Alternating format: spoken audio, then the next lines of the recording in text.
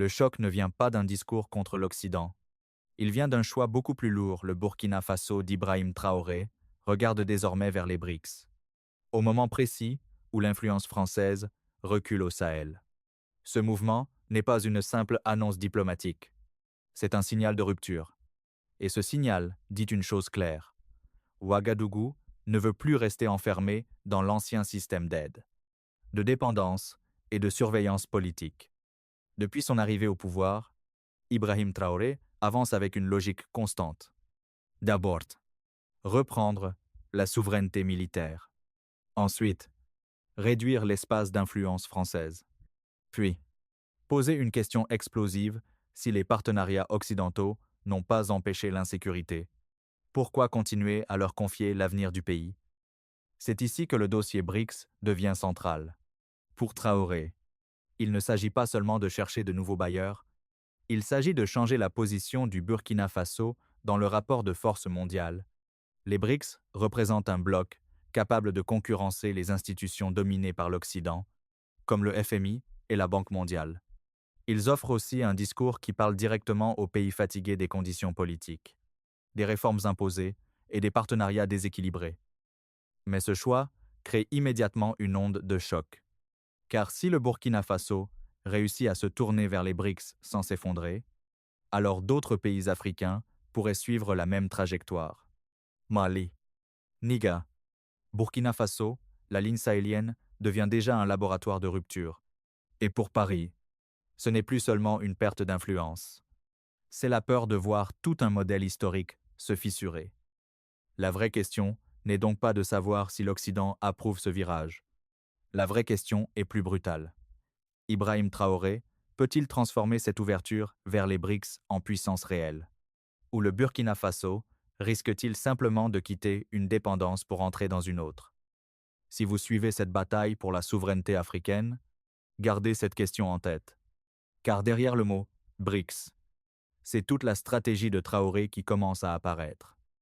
Et cette stratégie ne peut être comprise qu'en regardant le vieux système qu'il cherche maintenant à défier. Pour comprendre pourquoi Ibrahim Traoré pousse aujourd'hui le Burkina Faso vers les BRICS, il faut revenir au cœur du problème pendant des décennies. Le pays a vécu dans un système où la sécurité, l'économie et même une partie des décisions politiques dépendaient fortement des partenaires occidentaux, en particulier de la France. Officiellement, cette relation reposait sur la coopération. Paris présentait sa présence militaire comme une protection contre le terrorisme. Les institutions financières, internationales, parlaient de développement, de stabilité et de réforme. Mais sur le terrain, une autre réalité s'est progressivement installée dans les esprits burkinabés. Malgré les opérations militaires étrangères, les attaques djihadistes ont continué à progresser. Depuis 2015, l'insécurité s'est étendue dans plusieurs régions du pays. Des villages ont été abandonnés. Des milliers de familles ont fui. Les forces de sécurité burkinabées ont subi des pertes importantes. Et dans une partie croissante de l'opinion publique, une question est devenue impossible à ignorer. Comment la présence occidentale pouvait-elle durer aussi longtemps sans apporter de résultats décisifs? Cette frustration a créé un terrain politique extrêmement favorable à Ibrahim Traoré. Quand il prend le pouvoir en 2022, il comprend immédiatement que la population ne veut plus entendre les anciens discours diplomatiques. Elle veut des résultats. Elle veut une reprise de contrôle.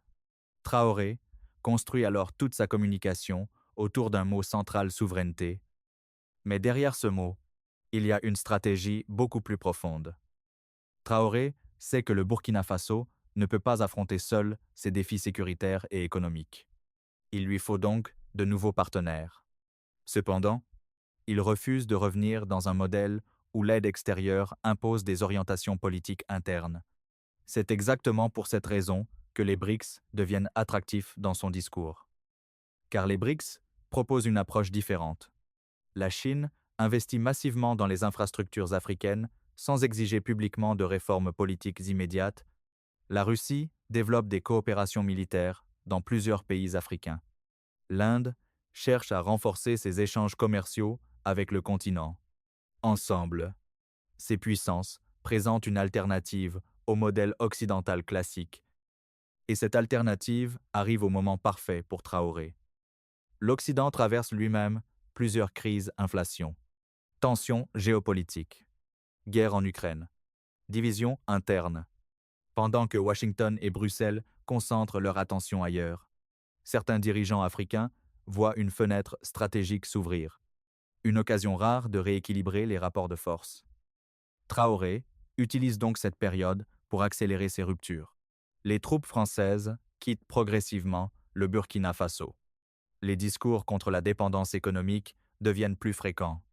Le gouvernement parle davantage de contrôle des ressources naturelles et de révision des contrats jugés désavantageux. Mais ce repositionnement dépasse largement la politique intérieure. En réalité, le Burkina Faso devient un symbole régional, car le Mali et le Niger suivent déjà des trajectoires similaires. Les trois pays donnent l'impression de construire un nouvel axe sahélien moins aligné sur Paris et beaucoup plus ouvert aux puissances émergentes. C'est précisément ce qui inquiète les capitales occidentales. Parce qu'une Afrique qui diversifie réellement ses alliances devient beaucoup plus difficile à contrôler diplomatiquement, les anciennes méthodes de pression perdent alors une partie de leur efficacité, les sanctions économiques deviennent moins paralysantes si d'autres partenaires prennent le relais. Les discours occidentaux sur la démocratie ou la gouvernance perdent aussi de leur influence lorsqu'un autre modèle international commence à apparaître. Cependant, cette stratégie comporte également des risques énormes. Les BRICS ne sont pas une alliance parfaite. Chaque puissance défend ses propres intérêts. La Chine cherche des ressources et des marchés. La Russie cherche de l'influence géopolitique. Personne n'investit gratuitement dans une région aussi stratégique que le Sahel. Et c'est ici que le calcul de Traoré devient extrêmement délicat, car il doit convaincre les Burkinabés que ce rapprochement avec les BRICS représente une sortie de dépendance, et non un simple changement de tuteur international. La suite de cette bataille va alors devenir beaucoup plus brutale, parce qu'à mesure que Traoré avance vers cette nouvelle orientation, les tensions géopolitiques commencent elles aussi à monter. Et bientôt, le conflit ne concernera plus seulement l'économie ou la diplomatie. Il touchera directement la lutte pour le contrôle politique de l'Afrique de l'Ouest. Le moment où Ibrahim Traoré commence réellement à inquiéter les puissances occidentales n'est pas lorsqu'il critique la France. Ce type de discours existe déjà ailleurs en Afrique. Le vrai tournant arrive lorsqu'il commence à transformer ses paroles en réorganisation stratégique, car, à partir de ces moments-là, le Burkina Faso cesse progressivement d'être un simple partenaire difficile. Il devient un acteur capable de modifier les équilibres régionaux. Et cette évolution accélère les tensions. D'un côté, Traoré affirme vouloir récupérer la pleine souveraineté du pays. Il parle de contrôle des ressources, de sécurité nationale et de liberté diplomatique. De l'autre, les partenaires occidentaux observent avec inquiétude la montée d'un axe sahélien de plus en plus éloigné de Paris. Le problème pour l'Occident est simple. Le Burkina Faso n'agit plus seul. Le Mali suit déjà une ligne similaire. Le Niger commence lui aussi à réduire ses liens avec certaines structures occidentales. Ensemble, ces pays créent un effet domino extrêmement dangereux pour l'ancien ordre régional. Car pendant des années, l'influence occidentale reposait sur plusieurs piliers: coopération militaire, assistance financière, soutien diplomatique et accès privilégié aux ressources stratégiques. Mais si plusieurs États sahéliens décident simultanément de chercher des alternatives, tout ce système commence à se fragiliser. C'est exactement ce que Traoré exploite. Il comprend que le rapport de force change lorsque plusieurs pays avancent dans la même direction, et plus les BRICS apparaissent comme une option crédible, plus cette dynamique gagne en puissance. Très vite, la réaction occidentale devient plus visible. Les médias internationaux multiplient les alertes sur les risques d'autoritarisme dans la région. Les discours sur la démocratie et les droits humains deviennent plus agressifs. Certains responsables politiques européens évoquent la menace d'une influence russe ou chinoise grandissante au Sahel. Mais, à Ouagadougou, ces critiques produisent souvent l'effet inverse. Une partie de la population considère désormais ces pressions comme la preuve que le Burkina Faso dérange réellement les anciennes puissances dominantes. Traoré utilise alors cette tension pour renforcer sa propre image politique. Il se présente comme un dirigeant qui refuse les dictats extérieurs et qui ose défendre les intérêts nationaux malgré les pressions internationales. Cette stratégie lui permet de consolider un soutien populaire important, mais derrière cette popularité, une autre bataille commence discrètement, celle de l'économie. Car rompre avec l'ancien système est une chose, construire un nouveau modèle stable en est une autre beaucoup plus difficile. Le Burkina Faso reste confronté à des défis massifs, insécurité persistante, pauvreté, besoins en infrastructures et dépendance commerciale. Les BRICS peuvent offrir des financements, des investissements et des partenariats militaires, mais ils ne peuvent pas effacer immédiatement les fragilités structurelles du pays. C'est pourquoi les prochains choix de Traoré deviennent cruciaux.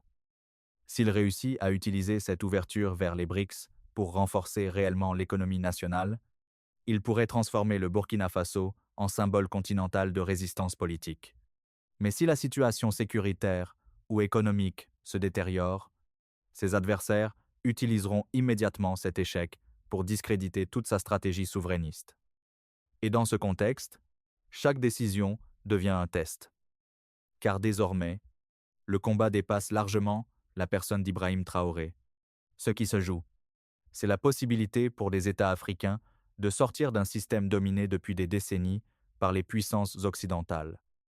La question est alors de savoir comment Traoré compte réellement sécuriser cette transition sans provoquer un choc incontrôlable. Et c'est précisément là que sa stratégie la plus importante commence à apparaître. La stratégie d'Ibrahim Traoré ne consiste pas simplement à remplacer un partenaire par un autre. C'est beaucoup plus complexe. Ce qu'il cherche réellement à construire, c'est un nouvel équilibre de pouvoir où le Burkina Faso ne dépendrait plus totalement d'un seul centre d'influence international. Et c'est cette logique qui explique son rapprochement avec les BRICS. Car, pendant longtemps, les pays africains ont été enfermés dans un système où presque toutes les grandes décisions économiques passaient par des institutions dominées par l'Occident. Les prêts du FMI, les programmes de la Banque mondiale, les accords sécuritaires avec les anciennes puissances coloniales, tout cela formait un mécanisme de dépendance extrêmement difficile à contourner. Traoré veut casser ce mécanisme. Mais il sait qu'une rupture brutale pourrait provoquer l'effondrement économique du Burkina Faso. Il avance donc étape par étape. D'abord, et réduire la présence militaire étrangère, jugée trop intrusive. Ensuite, renforcer le discours nationaliste autour des ressources naturelles. Puis, ouvrir de nouveaux canaux diplomatiques avec les puissances émergentes. Cette progression n'est pas improvisée. Elle suit une logique de repositionnement géopolitique très claire. Traoré observe que le monde devient progressivement multipolaire. La domination occidentale reste forte, mais elle n'est plus incontestable. La Chine investit massivement en Afrique. La Russie développe son influence sécuritaire. L'Inde cherche à accroître sa présence commerciale. Les BRICS apparaissent alors comme une plateforme capable d'offrir des alternatives aux pays du Sud. Pour le Burkina Faso, cela représente une opportunité stratégique énorme. Car les BRICS ne proposent pas uniquement des financements. Ils proposent aussi un autre récit politique, un récit fondé sur la souveraineté nationale, le refus des ingérences et le droit des États à choisir librement leurs partenaires. Et ce discours correspond parfaitement à la narration politique de Traoré. Le président burkinabé utilise cette convergence pour renforcer sa propre légitimité. Il affirme que le pays ne refuse pas la coopération internationale. Il refuse seulement une coopération basée sur l'obéissance. Cette nuance est essentielle dans sa communication. Parce qu'il sait qu'une partie du monde occidental tente déjà de présenter son gouvernement comme hostile à l'Occident lui-même. Or, Traoré veut éviter cette image. Il préfère parler d'équilibre, de diversification et de respect mutuel. Mais derrière ces mots, une bataille économique très concrète est en train de se jouer. Le Burkina Faso possède des ressources stratégiques importantes, notamment l'or. Pendant des années, une partie des contrats liés à ces ressources a été critiquée pour ses déséquilibres. Traoré comprend donc que la souveraineté politique restera fragile tant que le contrôle économique restera limité. C'est pourquoi son gouvernement insiste désormais sur la nationalisation de certains secteurs et sur la renégociation des accords jugés défavorables. Cette orientation inquiète fortement plusieurs acteurs étrangers. Car si le Burkina Faso parvient à reprendre davantage de contrôle sur ses ressources tout en obtenant le soutien financier ou diplomatique des BRICS, cela pourrait inspirer d'autres gouvernements africains. Et c'est précisément ce scénario qui menace les anciens réseaux d'influence occidentaux. Cependant, Traoré marche sur une ligne extrêmement dangereuse. Les BRICS ne sont pas une organisation philanthropique. Chaque puissance membre poursuit ses propres intérêts stratégiques. La Chine cherche des marchés et des matières premières. La Russie cherche des alliances politiques et sécuritaires. L'Inde cherche de nouveaux partenaires économiques. Autrement dit, le Burkina Faso doit éviter de tomber dans une nouvelle dépendance déguisée. Traoré semble conscient de ce risque. C'est pour cela qu'il insiste constamment sur l'idée de partenariat plutôt que d'alignement. Il veut donner l'image d'un Burkina Faso capable de négocier avec plusieurs blocs à la fois sans devenir l'instrument d'aucun d'entre eux. Mais cette ambition demande une stabilité intérieure que le pays ne possède pas encore totalement. L'insécurité reste forte dans plusieurs régions. Les groupes armés continuent d'attaquer. L'économie reste vulnérable. Et plus Traoré défie les anciens équilibres internationaux, plus les pressions extérieures risquent d'augmenter. C'est ici que sa stratégie devient un pari historique. S'il réussit, le Burkina Faso pourrait devenir l'un des symboles majeurs du basculement géopolitique africain, un pays capable de montrer qu'il est possible de sortir du modèle traditionnel de dépendance occidentale. Mais s'il échoue, ses adversaires présenteront immédiatement cette expérience comme la preuve qu'aucune alternative viable n'existe hors du système dominé par les grandes puissances occidentales. Et c'est justement ce qui rend la prochaine étape encore plus décisive. Parce que les conséquences de cette confrontation commencent déjà à dépasser largement les frontières du Burkina Faso. À mesure que le Burkina Faso se rapproche des BRICS, les conséquences commencent déjà à transformer l'équilibre politique du Sahel. Ce qui ressemblait au départ à une simple réorientation diplomatique devient progressivement un test mondial sur l'avenir des relations entre l'Afrique et les grandes puissances. Et Ibrahim Traoré le sait parfaitement. Car derrière chaque déclaration sur la souveraineté se cache désormais une bataille beaucoup plus vaste, celle du modèle de développement que l'Afrique choisira pour les prochaines décennies. Pendant longtemps, l'Occident a présenté son système comme la seule voie possible. Les prêts internationaux, les programmes d'ajustement, les partenariats sécuritaires et les réformes économiques étaient considérés comme des étapes obligatoires vers la stabilité, mais dans plusieurs pays africains, les résultats ont souvent laissé un profond sentiment de frustration. Le Burkina Faso est devenu l'un des symboles de cette colère. Traoré exploite ce contexte avec intelligence. Il comprend que sa popularité ne repose pas seulement sur son image militaire ou patriotique, elle repose surtout sur une idée devenue extrêmement puissante dans une partie de l'Afrique, le refus de rester dépendant des anciennes puissances coloniales. Et plus cette idée progresse, plus les BRICS gagnent de l'influence. Car le bloc offre une alternative psychologique autant qu'économique. Pour de nombreux pays du Sud, les BRICS représentent la possibilité d'entrer dans un système où les règles ne seraient plus définies uniquement à Washington, Paris ou Bruxelles. C'est précisément ce changement qui inquiète le plus les puissances occidentales. Parce que si plusieurs États africains commencent à croire qu'ils peuvent négocier autrement, alors les anciens mécanismes de pression perdent de leur efficacité, les sanctions deviennent moins paralysantes, les menaces diplomatiques perdent de leur poids, et les pays occidentaux risquent progressivement de perdre leur monopole d'influence dans certaines régions stratégiques. Le Sahel devient alors un terrain d'affrontement géopolitique majeur. D'un côté, l'Occident tente de maintenir ses réseaux historiques d'influence. De l'autre, les puissances émergentes avancent avec une stratégie différente, fondée sur les infrastructures, les investissements et les partenariats sécuritaires. Au milieu de cette confrontation, Traoré cherche à transformer le Burkina Faso en acteur régional incontournable. Mais cette ambition comporte aussi des dangers considérables. Car plus le pays s'éloigne de l'orbite occidentale, plus il risque de subir des pressions économiques, diplomatiques ou médiatiques. Les campagnes de critique contre son gouvernement pourraient s'intensifier. Les investisseurs internationaux pourraient devenir plus prudents et la moindre crise intérieure pourrait être utilisée pour affaiblir son projet politique. C'est pourquoi le facteur le plus important reste la stabilité interne. Si Traoré ne parvient pas à améliorer concrètement la sécurité et les conditions de vie, sa stratégie extérieure perdra rapidement de sa crédibilité. Les discours sur la souveraineté ne suffisent pas éternellement. Les populations veulent des résultats visibles: sécurité, emploi, infrastructure et stabilité. Les BRICS peuvent aider à financer certains projets.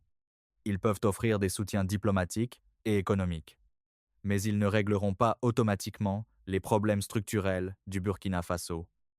Traoré joue donc une partie extrêmement risquée. Il tente de profiter du basculement du monde vers un ordre multipolaire pour repositionner son pays avant que les équilibres internationaux ne se stabilisent à nouveau. C'est une fenêtre stratégique rare. Mais cette fenêtre peut aussi se refermer très vite si les tensions régionales explosent ou si les alliances deviennent plus dures. Pourtant, malgré les risques, une chose est déjà claire: le Burkina Faso a changé le débat africain. Aujourd'hui, de plus en plus de pays observent ce qui se passe à Ouagadougou. Certains gouvernements suivent discrètement l'expérience de Traoré. D'autres craignent les conséquences d'une telle rupture. Mais tout le monde comprend désormais qu'un nouveau rapport de force est en train d'apparaître. Et ce nouveau rapport de force prépare un affrontement beaucoup plus profond entre deux visions du monde. Une vision fondée sur les anciens centres de pouvoir, et une autre qui affirme que l'Afrique ne veut plus attendre l'autorisation de choisir son propre avenir. Le véritable danger pour l'Occident n'est être pas que le Burkina Faso rejoigne un jour les BRICS. Le véritable danger, c'est que d'autres nations africaines regardent Ibrahim Traoré et commencent à croire qu'un autre chemin est possible. Car au fond, toute cette bataille dépasse largement la diplomatie. Ce qui se joue aujourd'hui au Burkina Faso, c'est une remise en cause directe d'un ordre mondial installé depuis des décennies, un ordre dans lequel les anciennes puissances occidentales détenaient presque toujours le contrôle des financements, de la sécurité et des grandes orientations économiques africaines. Traoré veut casser cette logique. Il veut montrer qu'un pays africain peut chercher des partenaires multiples, défendre ses ressources et parler d'égal à égal avec les grandes puissances. C'est cette ambition qui explique son rapprochement avec les BRICS. Pas seulement l'argent, pas seulement la politique, mais la volonté de sortir du rôle traditionnel de dépendance. Et c'est précisément pour cela que son projet attire autant d'attention. Pour certains Africains, Ibrahim Traoré représente aujourd'hui un symbole de résistance et de souveraineté. Pour ses adversaires, il représente un pari dangereux, capable d'entraîner le Burkina Faso vers davantage d'instabilité. Mais qu'on le soutienne ou non, une réalité devient impossible à ignorer. Il a déjà modifié le débat géopolitique africain. Désormais, la question n'est plus de savoir si l'Afrique peut diversifier ses alliances. La vraie question est de savoir jusqu'où cette transformation peut aller. Parce que si le Burkina Faso réussit à renforcer sa sécurité, stabiliser son économie et maintenir sa souveraineté politique tout en développant ses relations avec les BRICS, alors l'impact dépassera largement le Sahel. D'autres gouvernements pourraient suivre le même modèle. D'autres peuples pourraient exiger le même type de rupture. Et à ce moment-là, l'équilibre mondial commencera réellement à changer. Mais le chemin reste extrêmement dangereux. Les pressions internationales continueront. Les tensions sécuritaires resteront fortes. Les puissances étrangères, qu'elles soient occidentales ou non, continueront de défendre leurs propres intérêts. Ibrahim Traoré devra donc éviter un piège majeur, remplacer une dépendance ancienne par une nouvelle dépendance déguisée. C'est là que son véritable test commence.